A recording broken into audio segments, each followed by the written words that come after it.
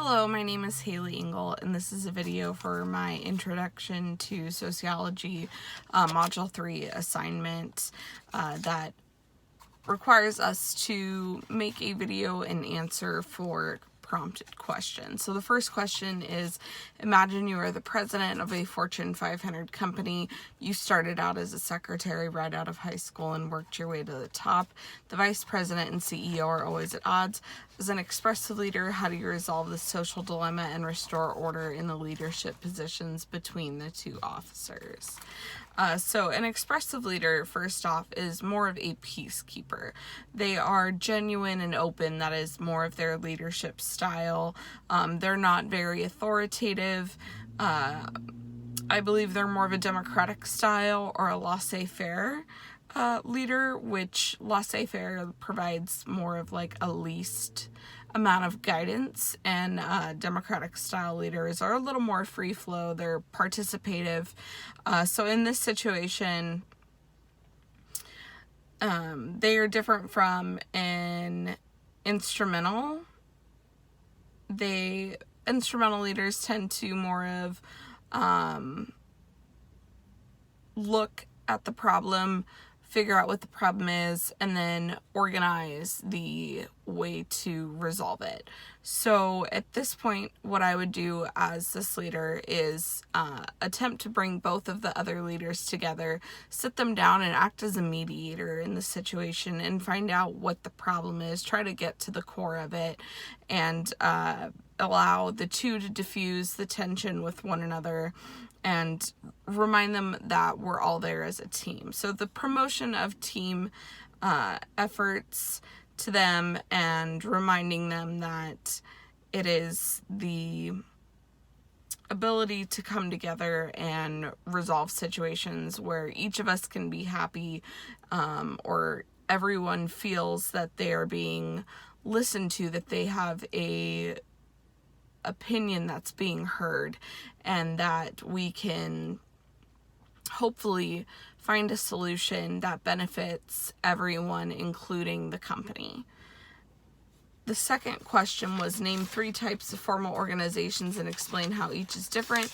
Also explain a time when you're involved in one of these types of organizations and the positives or negatives it had within it. So sociologists Amate Etzioni and discussed that there are 3 different types of formal organizations: voluntary, coercive, and utilitarian. So voluntary are more of the, you can enter and leave freely. You are not compensated. This is generally done for fun, social causes, social service,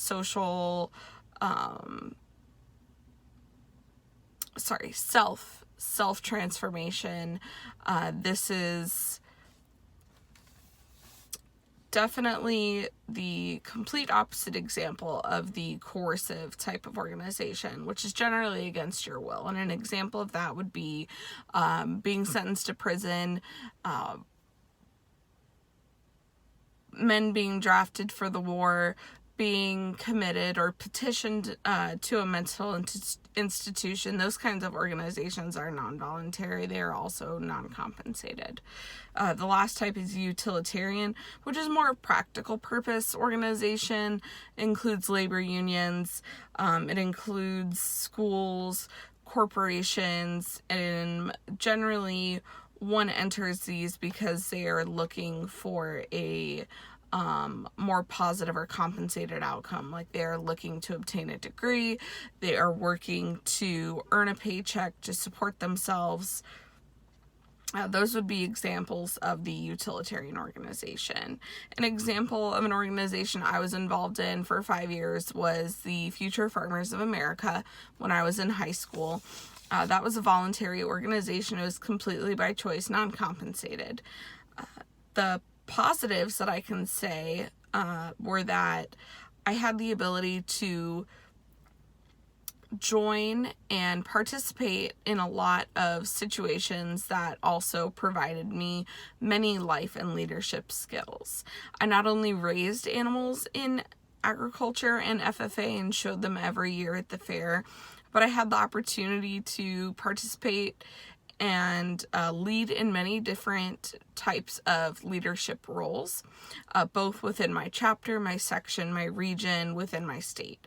And it taught me a lot of lessons and a lot of skills, such as public speaking, leadership, time management, accountability, responsibility, and many, many more that have benefited me far beyond just my time spent within the organization. And it allowed me to create many different connections to other people and to freely be able to have conversations with others and not really have the shy fear of talking to strangers. I really honestly can't think of any negatives in those situations. Otherwise, I wouldn't have stayed in the program for the duration of the 5 years, which is the maximum that you can participate in that program. The third prompt says you decided to run for public office. Although you have little to no experience with elections, holding office or campaigning, you feel you can be successful since you helped a friend who served in a public office seat last term. Explain how this is a characteristic of Weber's ideal bureaucracy and what you will do to prove your competence under these characteristics.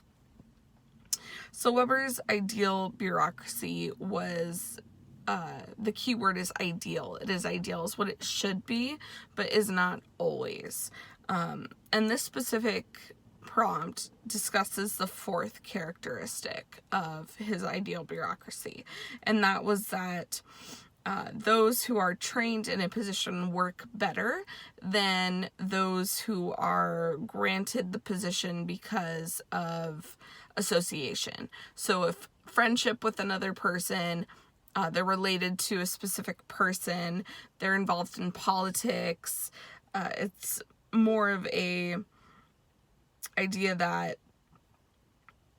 if you work for it and you're trained in that area, you're going to perform much better than somebody who was given the position not based off of merit or the fact that they have worked and earned it. The approach that I would take is that I believe not only somebody who has seen the way that things can go, positives, negatives, how certain situations were dealt with, different circumstances that may have arisen, that would very much so benefit me if I were running for public office, because I've seen it firsthand. The only downfall I feel would be hard to overcome is having not actually experienced it firsthand as the person who is running. But having that experience benefits me more than had I not.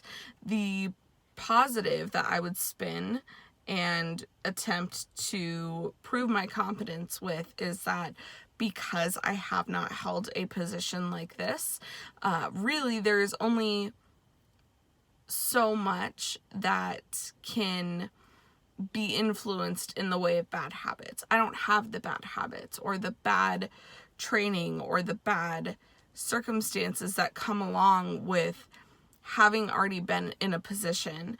I would be essentially clay that can be molded into the position that is needed.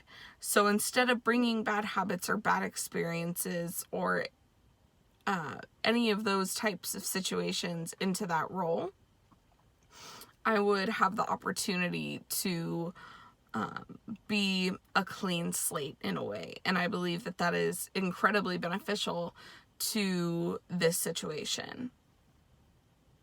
The last prompt says, as a creative manager of a small group of employees in the advertising department, you notice one of the designers is withdrawn from the meetings, offering no input. This employee's alienation concerns you. What would you do to socialize this employee and engage them into their job? In this situation, I would want to sit down the employee in a one-on-one conversation. It states it's a small group of employees, so this is very beneficial because we probably are more personal in a smaller group as opposed to a larger group, so it's likely that I would already have a personal connection to this employee. But being able to sit them down and discuss with them, have an open conversation about, hey, you know, I've noticed this is something that's going on, you're being more withdrawn, is there a way that I can help, or is there something going on in your life that is maybe influencing your work? Because in a situation, employees that have been with a company for a certain amount of time can experience burnout, or even unfortunately sometimes feel they are being used as a commodity. They are used to capitalize. They are seen as a number or a person filling a seat and not as a valued employee. And that is definitely a situation that would want to be rectified. And I believe sitting that employee down, they would be able to feel that and see that as well. And so there are many situations that could influence that. This employee could be having problems at home. They could be having financial problems. They could be dealing with the death of a family member or an extenuating circumstance. And sometimes, as much as we try, those situations can still be brought to work with us. So being able to engage with this employee and talk to them and find out what the root of that problem is, and then attempting to assist them in any way possible to correct or rectify that situation. If it's time off that they need because they're feeling burnt out and they need to be refreshed and have a different mindset and come back to work ready to work, then it's time off that could be given. Or if it's a death of a family member, allowing them time to have off to work through grief or make arrangements. Or if they are having any kind of difficulty, really just the opportunity to sit down with them, figure out what it is that we could possibly do, and then move forward from there would be the approach that I would take. And just reminding that employee that it's always okay. There's always an open door policy to come in and sit down and discuss what's going on, because it could very easily be fixed if communication is present. Thank you.